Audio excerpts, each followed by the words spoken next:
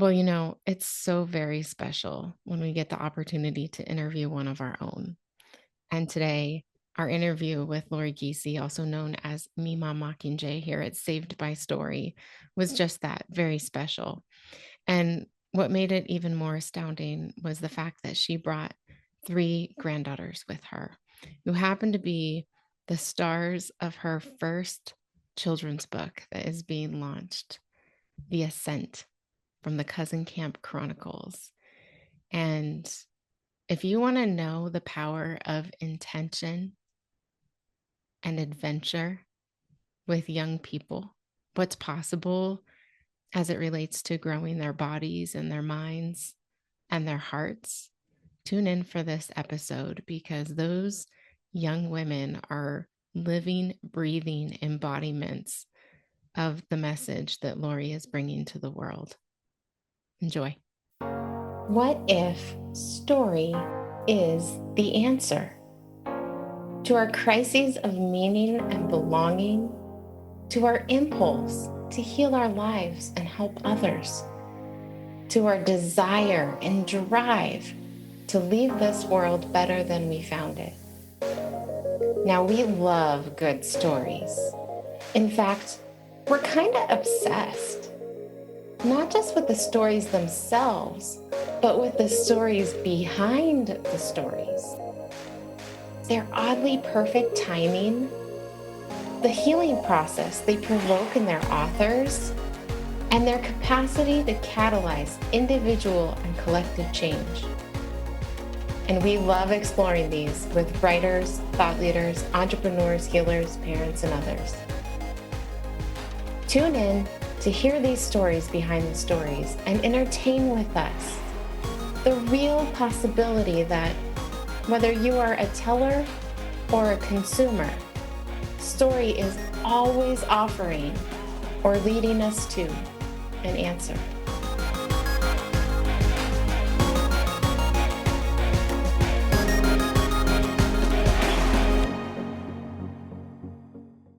All right, welcome to Sips of Story and Sanity, where we talk about the stories behind the stories with authors, speakers, thought leaders, healers, parents, and more. A few of my partners here at Saved by Story are here to help me make sure that we get the most delicious sips of story and sanity out of this experience.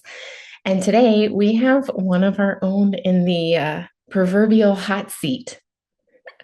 One of the special things about Saved by Story is that everyone who's involved here is actually a published author. We are all on the author adventure ourselves and the messenger adventure. And so it's really special when we get the opportunity to put one of our own in the hot seat and ask some questions because we get to see everything from behind the scenes, and we love watching them launch forward.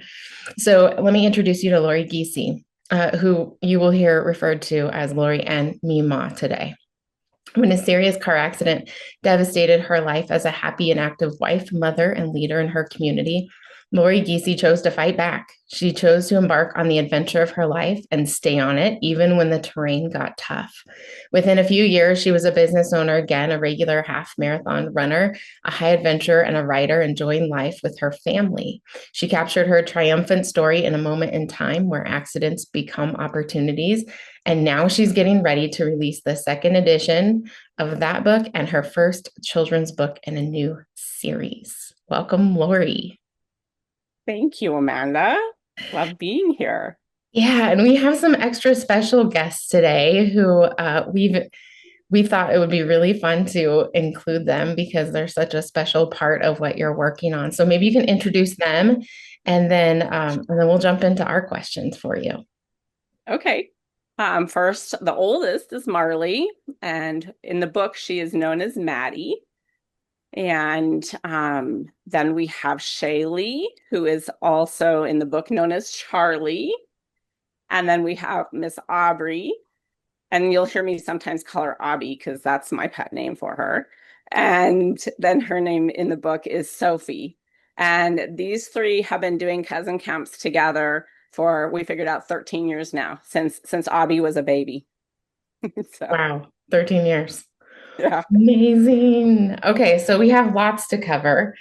And so let's dive in. So you and I have been on an amazing journey together for, I was doing the math this morning, and it's 12 years. So not quite as long Yeah. as cousin camp, but that's how long we've been hanging out. And of course, the first journey that we took together was getting the first edition of A Moment in Time out. And that was quite the adventure. And so now you're working on the second edition. So I want to spend, I mean, I'm really excited to talk about the children's book, but I want to spend a little bit of time so that our audience knows why a second edition. Why does someone decide that it's time to update something like this?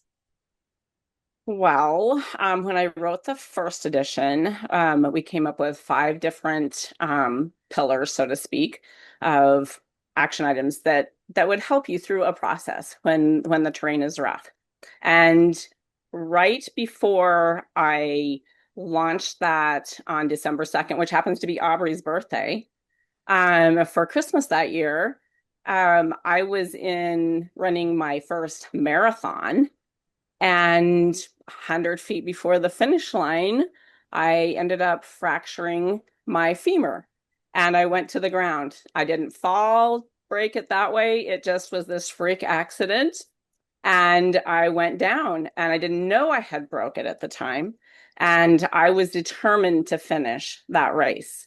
And this lady wanted, the race coordinator, she wanted to put me in a wheelchair and I was, sobbing, no, let me finish my race. And um, Marley and Aubrey's dad happened to be there. His girlfriend was running her first half marathon. And so he happened to be at my finish line. And I didn't even realize at first that it was him that was trying to get through to me. I could hear someone saying, that's my mom, but it didn't, register at the time. And so we three-legged it all the way that last 100 feet and finished the race and got my medal. And then went straight over to the first aid tent where then they realized that it was serious and they called the ambulance and we went and had an adventure at the hospital. And I just remember saying to my oldest son, I don't know what this is, but I'm just going to embrace the moment because I had learned in a previous experience of just fighting and kicking against the pricks and being angry and frustrated that I didn't heal very well because I spent all that time and energy trying to be, wonder why it was happening to me, kind of a thing. And this one, I just wanted to embrace it and we'd figure it out and we'd work through it. And so that was the beginning of wanting that second edition. And then had some other things happen with some generational trauma and ending up as POA for my dad and all kinds of things that I just felt like it added to the book and it helped to show what I had learned in doing it the first time and the second time and the third time and how each time that process because life happens, right? It just keeps happening. And so if we have a plan on how to slow down and then swerve around that pothole and make sure we feel the pain, that we feel it and we understand it and we acknowledge it that it's there, but then we triage and heal it and then we build some momentum around it and we move forward. And that's my process for getting through those challenges. And Mhm. I just think it's important for people to see that it's not just a one and done. Yeah, I love that, especially because it is the case so often when people are writing, especially in this community, is that you realize you're writing yourself into the next chapter, right? People come in to say, look at what I overcame this many years ago. And then as you start to write and unpack the sort of web of the story, you realize, oh, okay, there's some threads that still need to be woven into completing this story, and then you get to the end, you think, wow, this is just never going to end. But it gets better. It gets better, and that's It that's does. um that's what I'm excited to be witnessing through this process of, you know, the writing of the second edition material, and then of course the children's book. So Is there anything more you want to say about the second edition before I move into the children's book? I think you're gonna if somebody has already read the first edition, I think you're gonna love the second edition even more. So many more observations and opportunities for learning and figuring things out. It's more hints. It's more tools. Hmm. So, Yeah. Yeah. And it's really, I think it's a testament to, like you were saying, what you had learned through when you go back and you write through all of that old content, you realize there are things, especially when it's years ago, that weren't didn't seem important to you. But as you're writing and you're trying to bring the reader into this scene, all of a sudden you get to observe parts of your story that maybe you pushed out because they were too painful or mhm. they just didn't seem important at the time, but they really were. And as you're writing, you get all of that kind of pieced together for yourself. And then you develop that awareness to keep moving forward in your life. And I think that's the really special part of the second edition material is that while the first iteration you explore a lot of that, but some of it is you still have that level of hindsight in there. And the writing of the second one was very much like I have this awareness going through it, and it's making all of the difference. It's speeding the process up even more. Yeah, So, absolutely. Yep, I would agree. so the children's book. So you're like, okay, Amanda, I have this series I'm thinking about. I would love for you to share kind of what inspired this series. You've already kind of given hints in your introductions of the girls, but what inspired it? How long have you wanted to write a children's book? Oh goodness, I have wanted to write a children's book since I was about 10 years old. I just had this inner longing or yearning for wanting to write and to be an author and to do specifically a children's book. My dad, when one of the things that I recognized as part of that healing process for me in my journey of the generational trauma was that not often, but I can only remember probably two or three times. He would tell us a story, and it would be a Candyland story. The reason it was a Candyland story is because he was a candy maker, Mm. and he owned his own candy shop, and so he made up stories about this land that he'd created. And when the girls were little, um, thought I got all those emotions out earlier. um, I decided that I would start telling them the stories. And it wasn't that I told the same stories that my dad told me. It was like I made up my own version of it. And the fun part about it was that the girls started interjecting. You know, I would say there's an ice cream fountain over here, and they'd say, "Oh, it's a chocolate ice cream fountain." So they would add all those little pertinent details in it, and they'd help me come up with ideas for it. And it has always been around that story that I thought the children's book would that it would be. But I never knew it was going to include cousin camp as the main storyline. So tell us about Cousin Camp because I don't know how many times have I said to you, like, am I too old to be a grandkid? Because cousin camp sounds like the coolest thing ever. And I had a really awesome grandma, but there wasn't cousin camp. So tell us about that. For me, cousin camp is, well, first of all, family is like so important to me. That's number one, right? And so these girls live in different areas, and now the little guys and some other kids that have married in, they're all my grandkids, and but they all live in different areas of the United States, and so they don't get to see each other very often. And for my family, growing up as a kid, some of the best times I ever had was when we'd gather at grandma and grandpa's house. And those are some of my favorite memories. And so I wanted to make sure that my kids had that experience of growing up with their cousins. But I wanted to make it something more consistent. and more regular. Like we meet together at Christmas usually, and then we do cousin camp during the summer. And I wanted the opportunity to teach the girls, and now the boys, um, just different things, like that they could do hard things. That's been one of my main, um, trying to get them overcome the obstacles. So I usually have some kind of something that is a challenge for them to do. Some kind of thing that's going to stretch them, activity, some kind of an adventure. And even when it's not supposed to stretch them, sometimes it ends up stretching them anyway. Because we were on a cousin camp, and Abby, I'm gonna tattle on you, okay?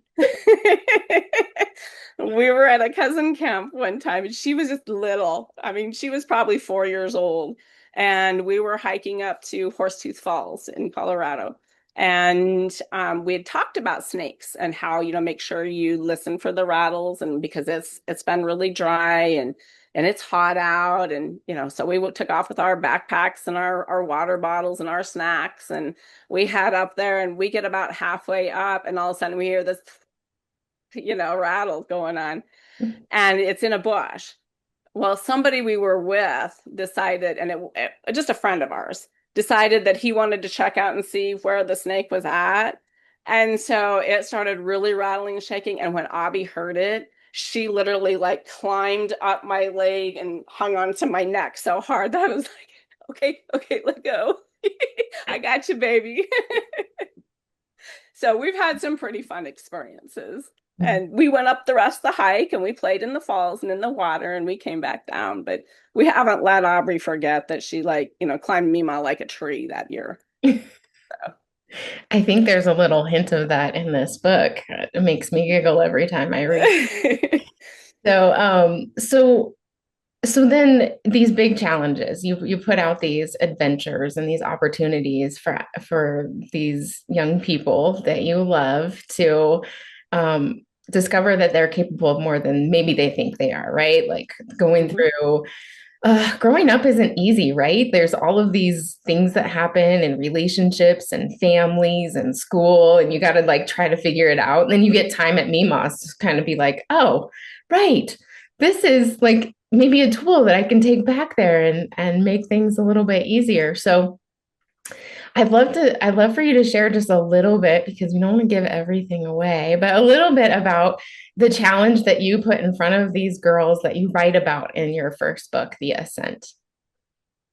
Okay, the big one, is that the one you're talking Mhm. about? Mhm. Okay.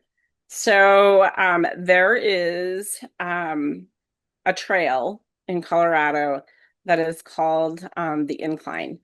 And these girls were, Abby was about 5, and Marley was 8.5, and Shay was about 8.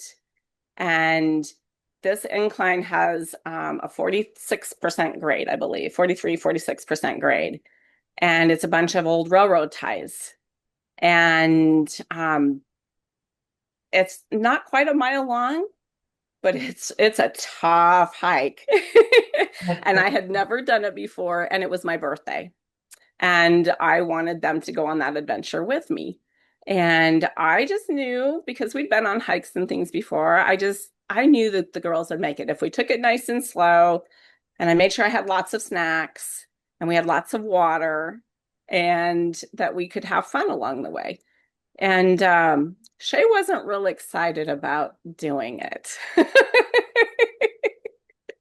She may have like tried to coerce Papa into letting her stay. Mm, So, but I probably shouldn't say any more about that probably because, not. Probably not. but So there's a pretty fun story there. there's such a good story there. And it's not just that particular thing, right? You have these days of activities and these different, which I I love do. because it kind of feels like Mima is building you up to something, right, girls? Did you kind of get that sort of feeling like you were getting prepared for the big thing at the end? So I'd love to ask the girls a few questions. I'm so excited that you joined us today because we want to know what cousin camp's like from your perspective. What are the things that you love about cousin camp? Who wants to jump in first? I will. Something that I love about cousin camp is I don't get to see all my cousins that often, like you said, and so I actually get to spend time with them, and it's normally like a week or so, but we get to spend a little longer this time, so I really like it. Nice. And what's been your favorite one? How many have you been on? I don't know a lot. Which one stands um, out for you? I don't know. It's really hard because we do like a lot of fun things every single time. So it's really hard to just choose one. One of my favorite adventures is just like camping out in the woods. Like right now we're in South Dakota. And so I really like camping. Nice. Without the rattlesnakes. Yes. And what would you say of all of the adventures, which one has been maybe the hardest for you that's really challenged you and you've had to dig deep or learn something? I don't know. That's kind of hard. I would say probably like the incline is probably the hardest one. Yeah. Yep. Awesome. Marley or Shay? I can go. So I love cousin camp. It's seriously one of the highlights of the year because it's just so much fun to get together. And especially when we were younger, parents weren't allowed. And so it'd be just a week with us three and me, mom, papa. And then we got to go on all these fun adventures and we got to do all these fun things as just the five of us. And it was just so much fun to go and explore and learn. Excellent. And how about you? What's one of your favorite cousin camps that you can remember or adventures? Um, Well, every cousin camp's an adventure. There's always things that don't quite go according to plan, but you just go with the flow and handle what life gives you. I don't know about favorite cousin camp. I can't pick just one. Like Aubrey was saying, it's so much fun to just be here and everyone's different and new and exciting and it's just so much fun. Don't think I can pick just one. Okay, fair. Like I said, I'm going to join you one time for cousin camp. I'm going to become an adopted cousin, y'all. I think you should. No, I'm getting jealous listening to all Right? this. Like, what part of my childhood? How did I just totally miss this? They were online the other day talking about building this with almost 400-foot zip line or something. They like don't have their house built yet, but they're out there building a zip line. I'm just like, I'll be there in a few hours. How I about have you? some pretty awesome pictures of them building it too. It's not finished yet. So, Special. And they get to help you build the house too, right? we were hoping that they would get to help build the house, but the rain that we've had this year in South Dakota has kind of postponed that from coming out of the ground as quickly as we thought. But I'm sure that this Christmas there will still be things for them to help us do on the inside. Yeah. Nice. Life skills. Life Yes. skills, learning how to They build a house. they've all learned how to use a drill this camp. Excellent. How about you, Shay? I really like cousin camp because, like they said, you get to see all your cousins. And Marley and Aubrey do live fairly far. I would like to text them more than I do, but I really enjoy being able to see them and catch up on all the things that have been going on in our own personal lives and hanging out and just kind of being with them. Nice. And I feel like you were a main character in this book with the incline. Would you say the incline is one of your toughest adventures ever, or is there another one that's equally memorable for you? Um, the incline definitely probably was the toughest for me. My second toughest isn't really a cousin camp, but it is an adventure. It was getting our scuba certifications. We've all gotten them, but the learning process and all the studies and classes you have to go through, I remember those being really challenging to have to try and like cram all of it together and remember it. Yeah. Hmm. Scuba certifications, y'all. That's what I'm saying. Cousin camp sounds amazing. When Mike and I got certified, I told each of the girls when they turned 12 that we would get them certified. And then we have a plan this Christmas to go do some diving, don't we, girls? Nice. So will there be an underwater adventure in one of your future books? There will be. Very cool. Well, like your adventures being very physical and sometimes emotional, right? At cousin camp, pushing yourselves. The one of the things that you may or may not know is how tricky it is to become an author, to actually write a book. And so, the first iteration of first edition of A Moment in Time, there was a whole bunch of stuff that happened through your creative process and then again through the publishing process. But for the children's book, what was some of your experience in writing it? Like it's kind of tricky when you're writing about things that really happened that are heavily focused on other people that you love. So share a little bit about kind of that process and how you made the decisions that you did and name changes and all those things. Okay. So first of all, just coming up with the name Cousin Camp Chronicles, that I stewed over for months and months and months, and then it was just like this light bulb went on, and I went, "Oh, it's Cousin Camp. Why not be the Cousin Camp Chronicles? That really works." And I asked the girls because I've tried to include them in a lot of the decisions and things that were made as the book went along. Like they got to pick their names, and they got to pick the characteristics, and I've tried to weave a little of what they wanted and a little of what's actual um, into the book. Then there was trying to get the trademark, which we're still working on. So we're waiting to hear back on that. So that's been a little bit of a challenge. Biggest challenge, well, first of all, writing it and realizing that by just telling the stories that I knew from our cousin camp wasn't going to be a book. That it um, had to be more. And so I had to embellish it a little bit. And I asked the girls if I could have their permission to tell other things that maybe could have happened, but didn't really happen, or happened in a little bit different way, or have that creative right to be able to just play with it a little bit. Mhm. So while it's based on our cousin camps, the writing of the book, it was just when I did that, it was like each chapter just kind of fell into place. It was the coolest, most amazing process ever once I just let it flow. And so that was really cool because I had the girls' permission to do that. Um, Probably the hardest name situation was trying to come up with something for Candyland stories because of course Candyland is trademarked.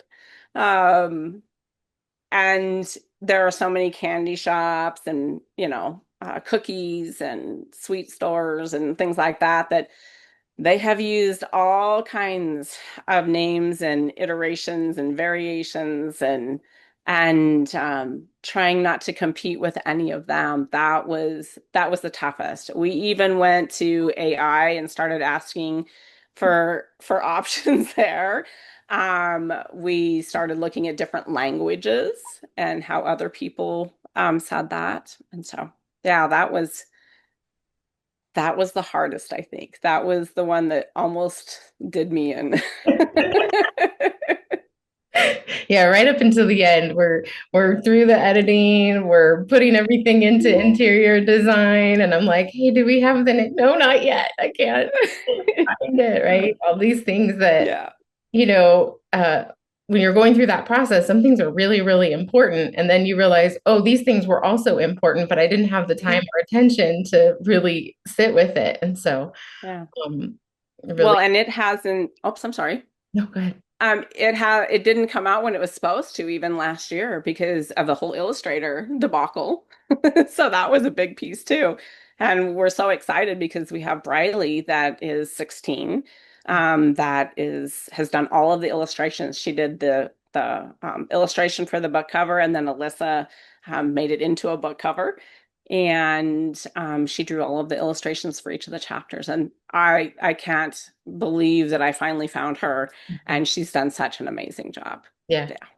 Yeah, that was one of those things in the creative process where it was, do we push? Yeah. Do we decide to move forward with something that's not exactly what we want, or do we let go of Yeah.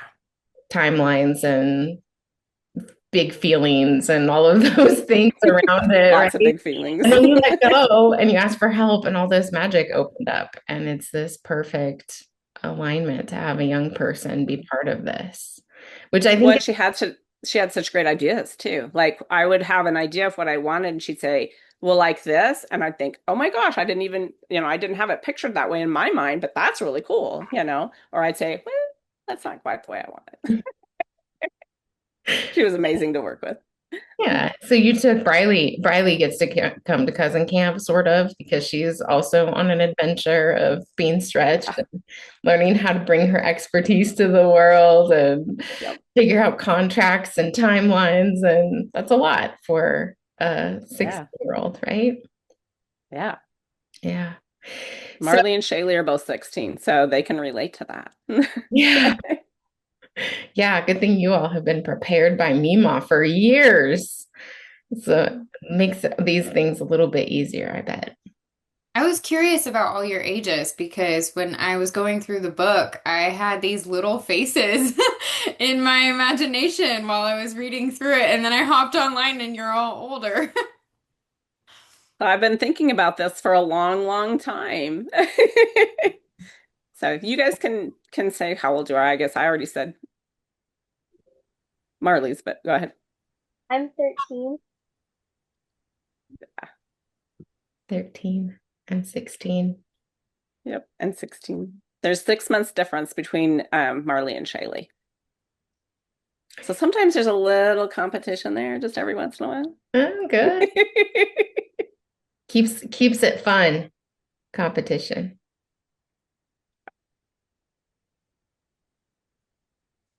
Anyone else And have that's at oh, I was gonna ask if anyone go else ahead. has any questions. What were you gonna say? Oh, I was just gonna say that little spark between the two of them was what gave me the inspiration to create the beginning of the story and how the story starts. Oh, So. yep. Yeah, I can see that. Yeah. I can see that. Anyone else have any questions for the girls about cousin camp or about the book? Okay. Well, I was gonna say a couple of, when we were talking the other day about the zip line that you guys were all putting together, there were other folks on the call and they're like, oh, that's so awesome. That's gonna be so great. And I was sitting here like, I don't know if I would do it. So if I ended up becoming a cousin camp attendee, Mhm. like I would need help with that. Mhm. Like that and just listening today and hearing some of the stories that you've shared over time, Lori, I'm like, yes, but that's what it would be for, right? Like, Exactly right. because like I know I would not be excited to go do that, but I would need help of, to So figure. so girls, what would you tell her? How would you help her? I would probably say like we got this. It's okay. We've taken it down, put it up multiple times. We know how to do this now. So like you're fine and you're secure. Nice. Yeah, like reassuring and just being there. Yeah. Yeah, and it's, I mean, such a big part, right, of your stories, Lori, Mm, and even in with your, your first book and the second edition as well, this idea of we can do hard things, but there's also like things we need to be able to do the hard things. And right. sometimes that's, some helpful reassurance from somebody or some support. So that's really cool. It's funny you say that, Carlin. For me, it's the incline or the ascent that if I would have showed up, my grandma would have forced me to or begged me or asked me or forced me, I would have been like, no, no, absolutely not. There's no way I can do that. But I loved the beginning of that chapter when you just kind of like grabbed her hand and said, you can do hard things. Like I know this is gonna be hard, and I wouldn't ask you of it if I didn't think you could do it, and you can do hard things. And actually, I'm like working on your interior, kind of tearing up a little because I just need to hear that in my life right now. So incredible resilience skills that you guys are sharpening over there at that age. I still probably would show up and deny doing a hike of that stature. Well, I'll tell you what, one of these days, maybe you and I will meet in Colorado and I'll help you make it up the mountain. Oh, there you go. Yeah, when Bribed. I can't be bribed. I like the snacks.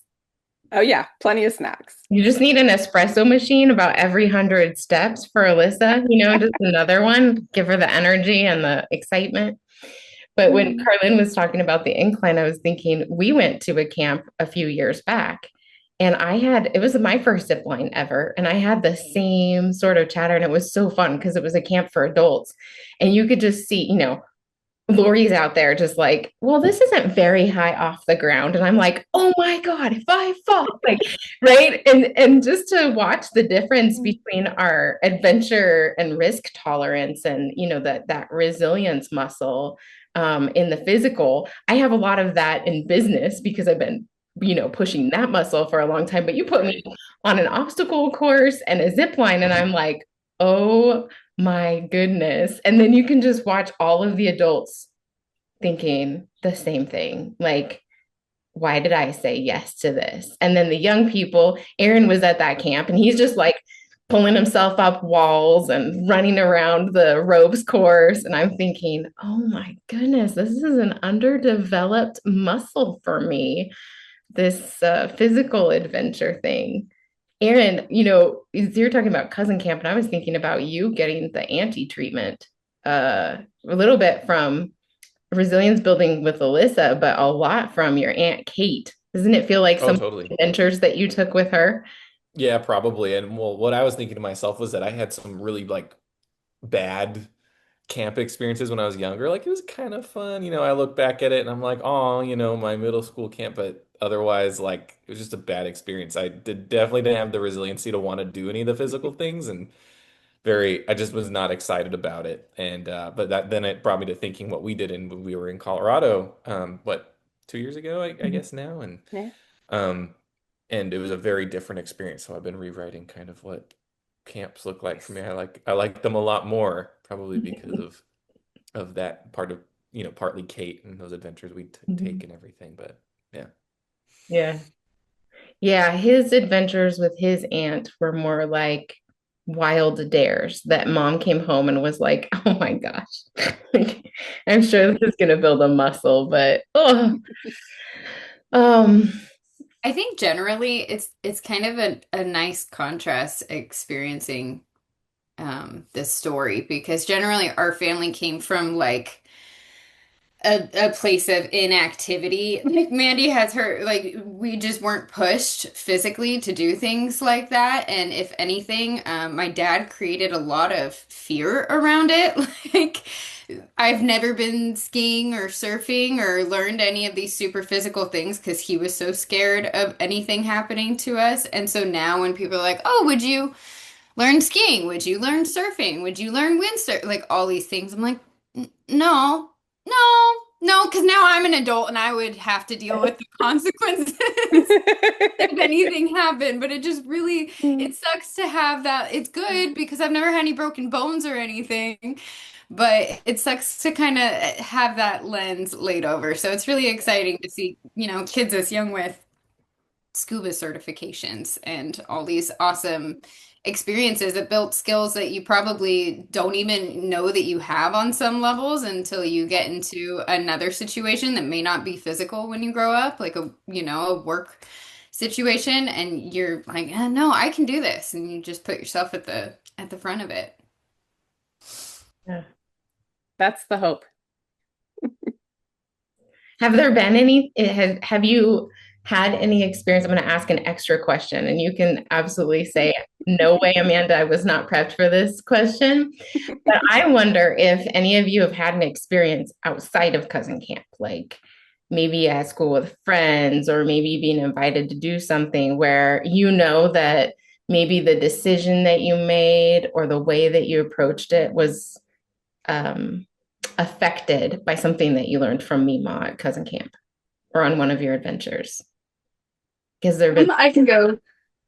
So I am in high school and I'm on my high school's girls wrestling team. And so I feel like one of the ways I've been able to push through the long practices and everything is just knowing that like that you can do hard things, part that we've learned from Mima. Like it just I really don't know if I would have been able to make it through the past 2 seasons. Um, and be where I am without knowing that I always have Mima and my family behind me, and that the hard things I did when I was little helped prepare me for that, and just knowing that my body's more capable than I think it is, and Mima has shown that to me time and time again. So I think that's a big way that that's helped me. awesome. Love it. So, kind of to add on to Marley, I'm on a competitive soccer team, and a lot of like so this year we had like double the size of our fields, and so it's like a lot more to run, and so we had to like condition a lot more, and so one of the things that like I learned was that if you just keep on pushing yourself and pushing yourself, you'll eventually get there, and you'll be stronger than a lot of other people. So you just have to keep pushing yourself, and your body can do it, even though you think you can't. Nice. Excellent. So this takes me to my Oh, next question. Shay was gonna say Oh, I'm something. sorry. Sorry. No, No, you're good. I'm not very sporty like the other girls, but I I do a lot of art. I'm a perfectionist. And I remember my teacher coming up to me and telling me that she wanted to feature my art in our local state fair in Oklahoma. And I was really scared. I was really nervous, and I worked on it for months because I didn't think it was good enough, or it could be better, or it could be more perfect because I kind of have that type of um work. Like that's how work happens in my brain. I just need it to be perfect. I need it to be good enough. I need other people to view it as perfect. But um I make a lot of mistakes at cousin camp, and Mima always makes sure to reassure me through them and tell me that it's okay to make mistakes and it's okay to have a long process and really have to retry things over and over to get it how you want it. And her pushing me really helped me. And I won fourth overall. Nice. Congratulations. Thank you. This is a perfect segue into my question of what do you want this to turn into? Because it's bigger than the book. Remember when I was like, "Hey, Lori, is it a book? Like not just a book, because a book is not an easy thing to Right. write. But the question was like, do you see anything else? Do you see speaking? Do you see coaching? Do you see anything?" And you said yes, and then you looked over your shoulder. Like, who I was said like, who said that? so? Who said that? So tell us about what you dream this book will do for the readers, for the families. What are you hoping for? What do you see? My hope and dream for this book is that it will give kids a place to adventure when if maybe they don't have a safe place to do that, whether that's the family is in a safe place or their environment is in a safe place, or maybe they just don't have an adult that will take them on an adventure. And so I'm hoping that kids get to experience the adventure through the kids, and that they can see that they can do more, that they will still pick up the tools and learn from them and learn from the choices that Marley and Aubrey and Shaylee all made, and the other kids coming up in future books.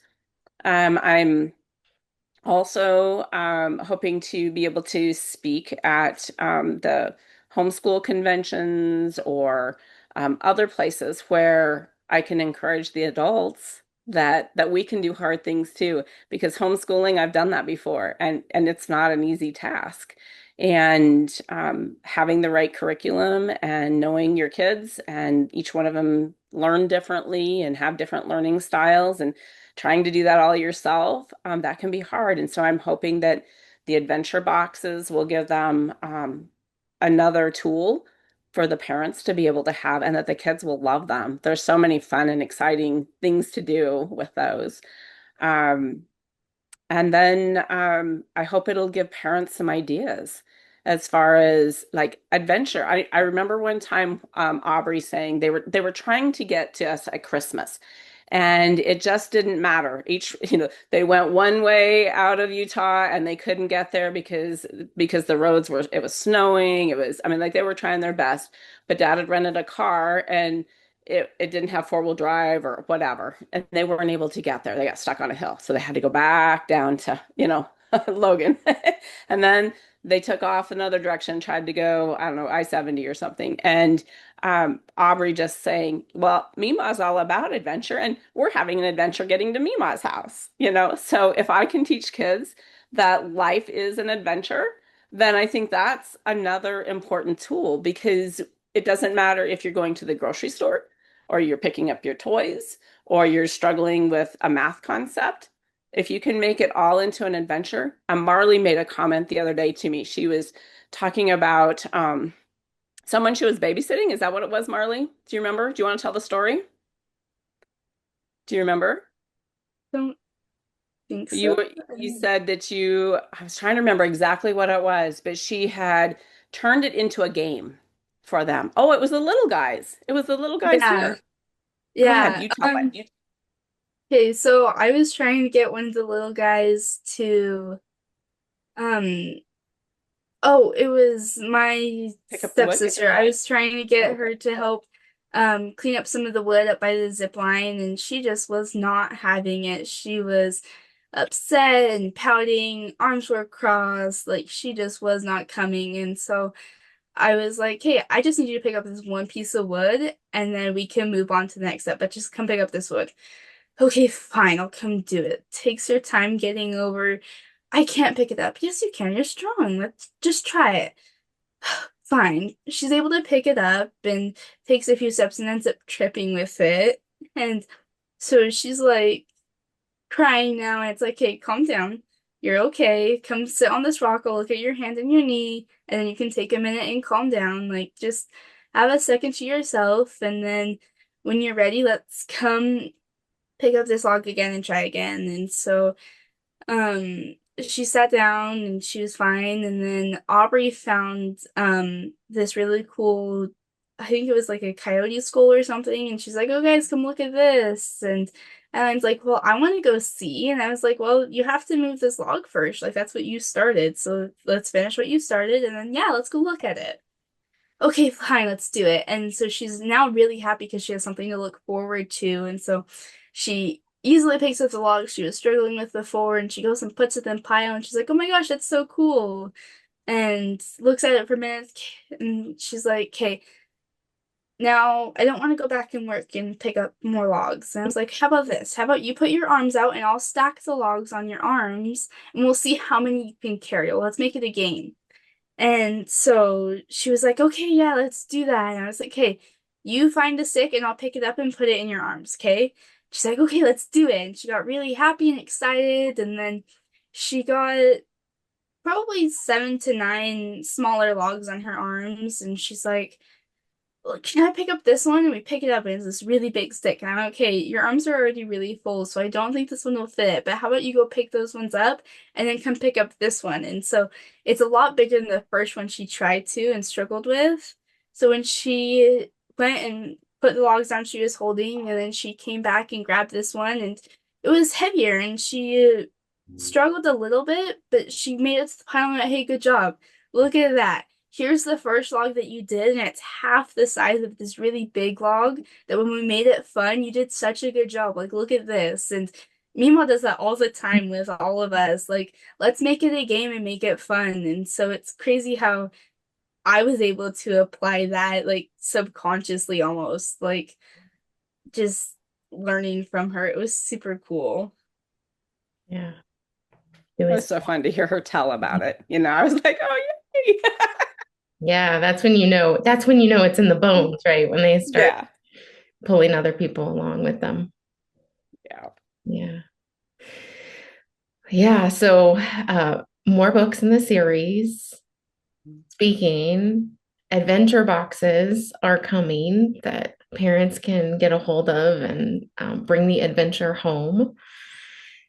So people are going to want to know, where can we follow this adventure? Because if they're like me, they might try to hunt you down in South Dakota and come, sign themselves up for cousin camp. So what would be the first step? How do you want to have them connect with you? Well, if they'll go to my website, and I'm sure you'll have that listed below, but it's cousin-camp-chronicles.com. There is a sneak peek there, and you can look at excerpts of both of the books, both A Moment in Time and The Ascent, and you can get signed up on the email list. So as launch date comes closer, which is July 15th, you guys will be able to know what's up, and we've got some surprises and some extra things that are going to happen, and it'll be a lot of fun. You'll be able to be involved. And then as we go along with additional books, there'll be notifications there and additional adventure boxes and stuff as we go. So exciting. Anything that you three want to say to your Mima? We're at the end, so if you make her cry, it's okay. I love you. I love you too, sweetie. I Thanks for love being my you. obby bear. Love you, Mima. Thank you so much for pushing us and helping us to grow. It's been such a fun time. Thank you. Thanks, Marley Bear. Love you too. We love you, Mima. Thank you for pursuing us and helping us with what we love and making sure we know that we're loved and that people are proud of us. Love you, Shayla Bear. Thank you. Amazing. Didn't say make all of us I cry. know, right? I was doing the same thing. I'm like, this is the stuff, right? This is It this is. is the reward of the investment that you put in. And that's what we want to see all the parents and grandparents experience with their littles and as they grow. Exactly. So we'll just all go wipe our tears. Thank you all for being here and sharing about your amazing adventures. And yeah, we can't wait to see what this book does and all of your stories of saying yes to the next big adventure. And who knows, maybe there will be ongoing stories that you all get to write alongside about the people that you get to support as a result of learning what you've learned. So, all right, with that, I think it's a wrap. Thanks. Thank you, girls. Yeah, no Love you. problem. Love you too. Thank you. Love you.